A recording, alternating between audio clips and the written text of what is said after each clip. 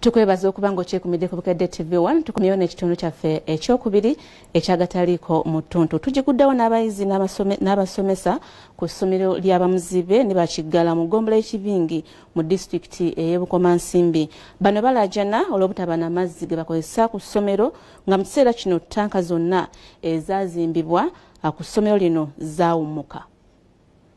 Abayizi n'abasomesa ku ssomero lya Bamuzibe ne Bakiggala mu ggombolola y'Ekibingi e Bukomansimbi balajana olw'obutaba n'amazzi ge bakozesa ku ssomero. Kiddirira ttanka zonna ezaazibwa ku ssomero okuwummuka nga tekikyasobola kutereka amazzi abayizi n'abasomesa ge basobola okukozesa. Embeera eno waliza abasomesa okwerekerako abayizi bano ku nzizi ez'enjawulo okufuna amazzi obulanga ekyennaku n'abasomesa bano tebalaba.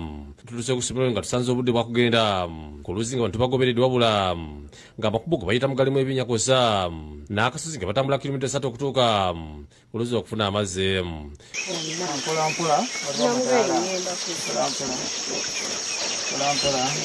Abayizi abasomesa bano batwala obuvunaanyizibwa obw'okukwatirako abayizi nga basena amazzi baleme kugwayo.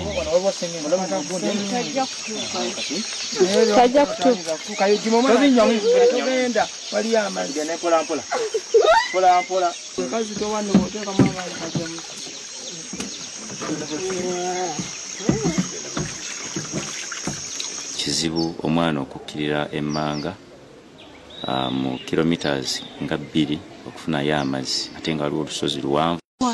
Abamu obudomola bwaffe ne bwatika n'okwatika nga tunoonya mazzi ng'ate tukooye tulinayo n'emirimu emirala ettanka zaffe zonna zaafa tubadde twetaagayo ku ttanka. Balajanira bazirasa mu gavumenti babayambeko okubasimbiriza amazzi amayonjo tukuba embeera ebayinze. Jimmy Kiranda musomesa ku ssomero naye nga alina obuzibu mu kulaba ategeeza nti ebbula ly'amazzi ku ssomero libafuukidde ekyambika. Kakati ate twesanga tulina okubalansinga obudde obw'okusoma ate tukene ku luzzi oluusi oludde ne butuzibira nako eno ne tutaga ng'era bwe mutulabye.